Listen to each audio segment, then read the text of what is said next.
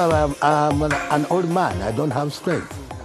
Because when I started the school in 1980, it is now 25 years ago. I was still young. I was like this one. Yeah. But now I don't have strength.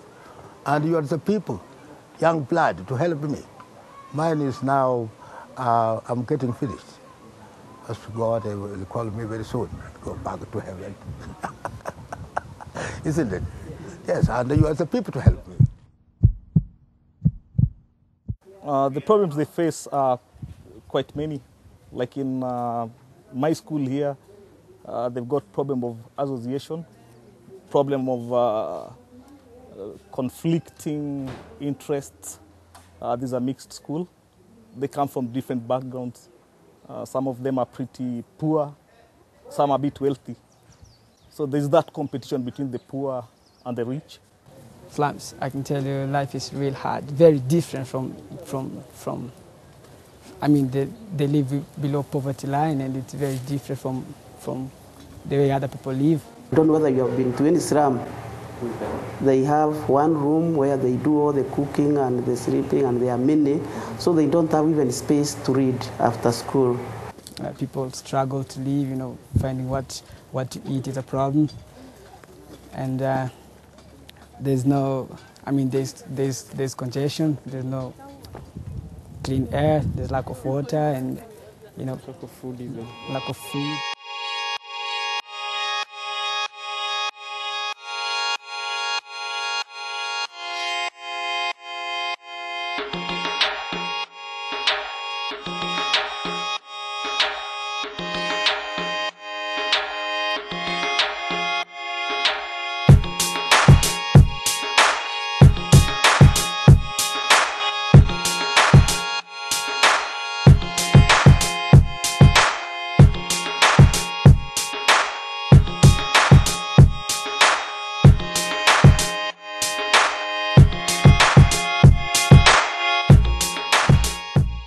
Yes, and people who are staying here, their houses were demolished. And it was really bad. It was on the newspaper and TV. All the women were like staying outside here. They had nowhere to go. It was that sad.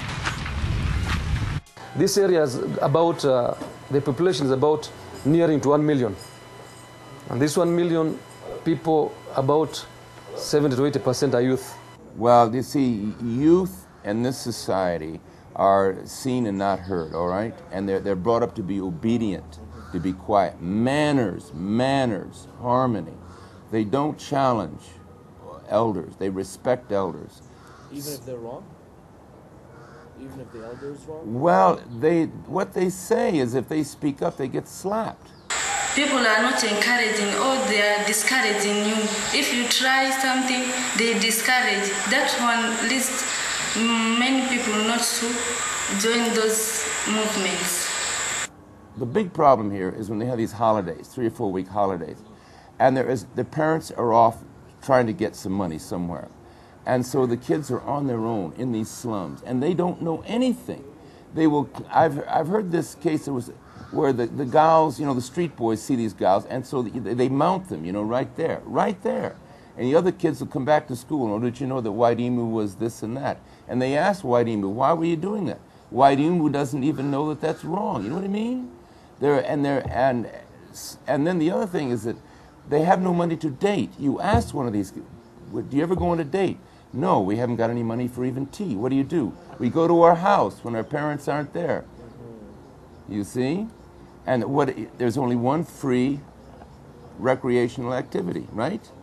So you see what happens. You see the temptations. Now, what these children need are more activities, more activities.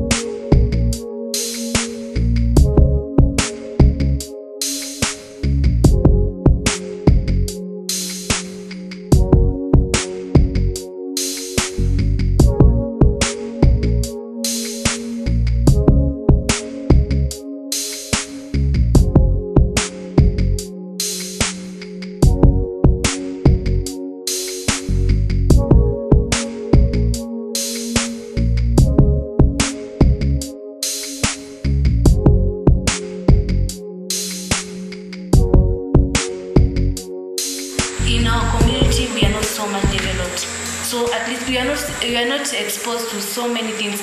So we tend to be a bit backward, though not really. But then at least, if there are not so many social centers for the youth, not so many programs for the youth. So we tend to be locked out as compared to the others who are in Nairobi and in Mombasa. We believe that young people in high schools don't really have a good understanding of why they're in school. Yeah? They're busy being taught to pass academics, get very good grades and so on. But rarely do you get somebody to come back and tell them, okay, this is the relevance of their education that you're getting. Yeah? And we go through high school and finish and ask ourselves, so what next? And no one is really there to guide you, to tell you, okay, these are the skills you need to develop to really be successful out there. Like now, the foremost challenge we have is what we call the identity crisis, whereby most of our young people, they're going through schooling. There's a very big difference between schooling and learning or knowledge acquisition, whereby you see after the high school, it's not very easy for them to come out and be able now to translate what they learn at the high school now in the practical life. So through this now, there's a very big gap now between those people who have gone to school and those who are out of school. Although we have a bigger proportion of people out of school, but they have so much knowledge which may not be able to be imparted into the youth. So we as an organization, we try as much as possible to fill in the gap by offering what we call non-formal education. And socially, I think young people lack role models, even at their level. They lack mentors. They need to get people that can come to them at that age, that can expose to them where they are going. Who's your role model? My role model, Ryan Giggs of Manchester United. Oh, I see. Who's your role model? In the school? Anywhere. In life. Volleyball player? No, I mean, we all have gone through the education system. We are now accountants, we are doctors, we are lawyers and so on, yeah? But many of those young people rarely get that opportunity to be exposed to those careers until they are way out there past university, to really get to see people that they can talk to and can be directed towards making more informed choices. So I believe one of the challenges that youth face socially is having people that they can relate with, that they can interact with. We see them, but they don't come back to school. We don't relate with them. So Junior Achievement really helps that by taking those people who've gone ahead of the young people to come back into the classroom and have mentoring relationships with the young people.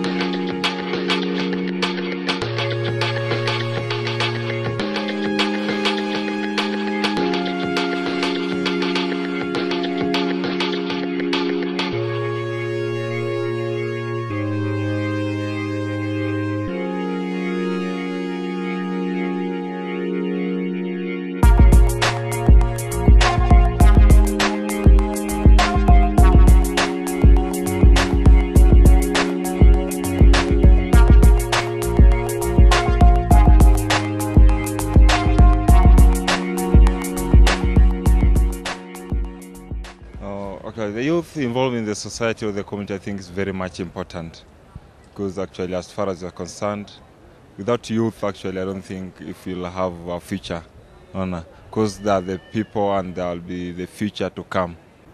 As we grow older, we get to know these things are the problems we face in our country, so they should listen to us. Because of technology, we've seen technology since we were small, yeah?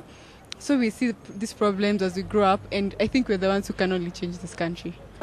They are the future leaders, and as the time is going, well, they're coming up with some better ideas than our fathers, actually. Yeah. So I think when it comes to, they shouldn't be involved anyway because we are advancing. They have some better ideas than the parents, basically. Okay, Michelle. I think the youth are really doing a good job. They're really nice people, huh? And if they are cut off at such an early age, then there's not going to be anybody to build this country. And we have very great youth coming up in our community, in our country. And we actually depending on them. Myself as a pastor, I just want to say we look at them, the future leaders in this country.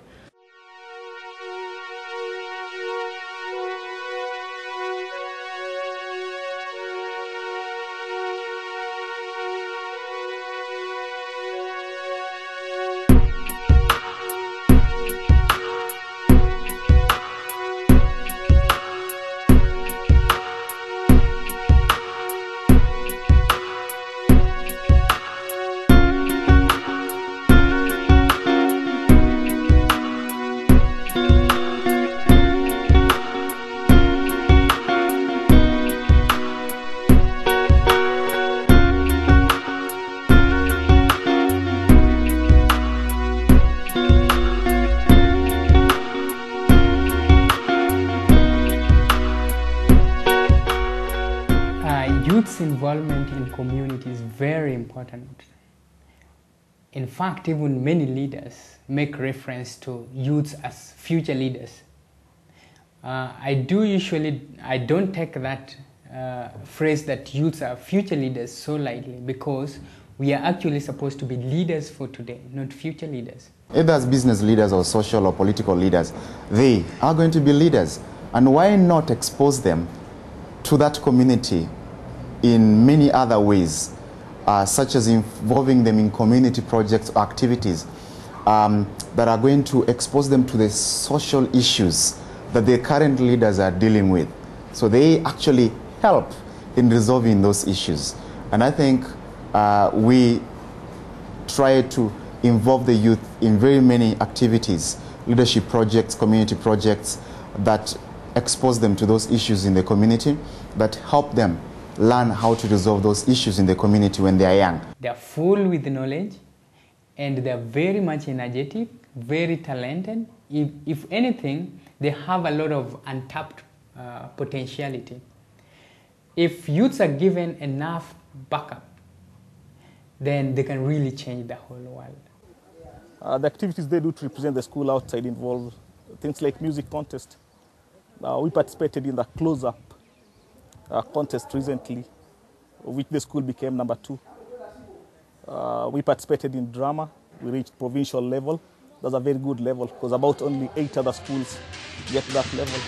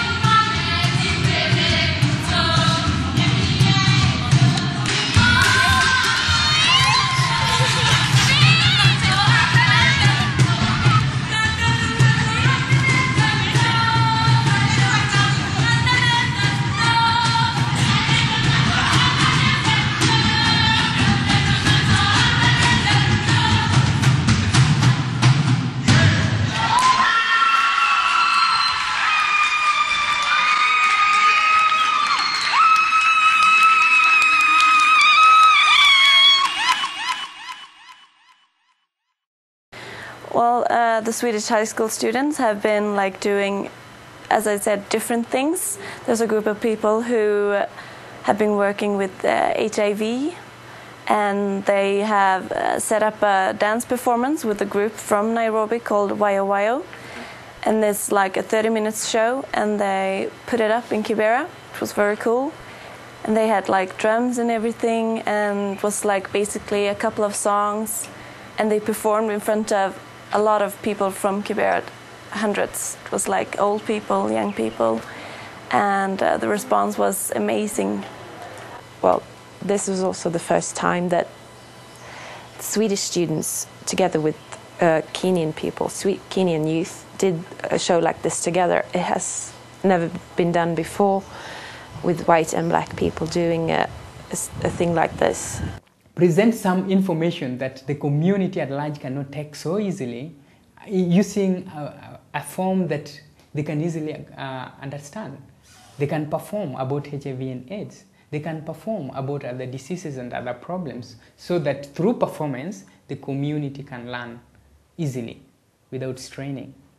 The dance show was for raising awareness. It was no money involved, and it was because people here don't tend to read information, or maybe they don't know how to read or something like that. So it showed that making a performance in dance and music is a better way to perform. So they made it in Swahili and English. It was very cool.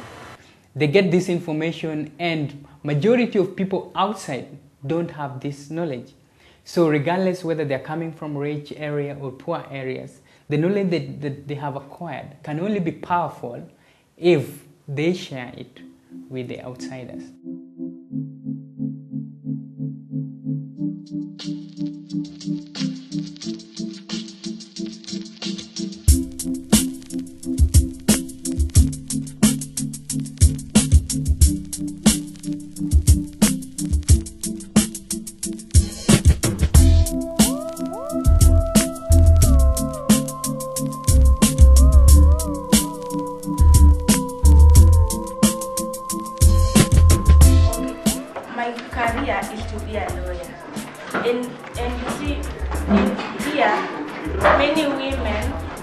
Many women are not given their rights. So that is what makes me hard to do better so as to fight for women's rights in this country. Yes.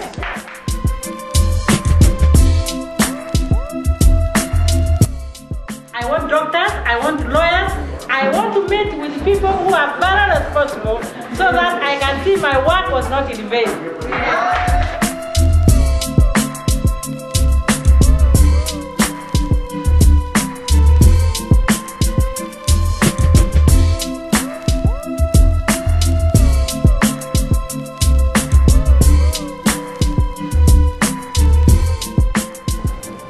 High school students need to have a vision of where they are going. And within that vision, they need to deliberately actually sit down and identify ways of developing themselves to achieve their vision and their purpose in life. And one critical way of doing that is getting involved with student-led organizations at high school level, at university and college level, that will expose them to the community and the business world. Yeah, even taking them to have internship opportunities, do group activities with organizations such as Junior Achievement, Junior Chambers of Commerce, with ISEC, I mean, Students in Free Enterprise, such organizations that are youth focused, yeah, expose them to where they are going in future and help them really make more informed choices about what they want to do with themselves, for themselves, and for the community and the world at large. Even if there's nothing to do, try and create something for you to do, because there's always so much to do. So if you create something for you to do, something that will not keep you idle, because all these crimes and, all these crimes, cases of rapes, killings, they come as a result of idleness. And they should know, they should make use of their ability to create awareness to others who are not able, and they should involve themselves in community services so that they can give more to the community from the youth or from the students. And they should explore more to know more about what is happening in this world so that they will be an example or a role model to others who are coming behind them. They need to know that they're the people who are actually supposed to lead the whole world, and they are not going just to wait till the time they become future leaders, because tomorrow nobody knows about it. So they need to network, and they need, through networking, there will be a lot of constructive information that they will get, and they shouldn't be shy. They should go out and test the information they are getting. If anything, they should be the people taking the lead in social development activities. They shouldn't wait for the old people to take the lead, because their time is over. So it's our time. You are the people to help me. If you can't help me, I cannot do anything. You see, they say, when a man grows old, he becomes like a child. And if his children cannot help him, he will just die soon. He will not survive. He will die. Because there is starvation, he is starving. And you are the people to remove me from poverty and uplift the standard of education in this school. You are the people. Not people from heaven, but from the world. You help me. You see, I cannot walk. I'm paralyzed. When I want to go to town, I need escort to take me there. I cannot go by myself. I cannot fall down and hurt myself. So you are the people to help me. And I thank God that has brought you here. Because I was praying last night that God, you see now, I'm unable. What am I going to do? Can't you send donors to come and visit my school so that they can help me? I've been brought by God here.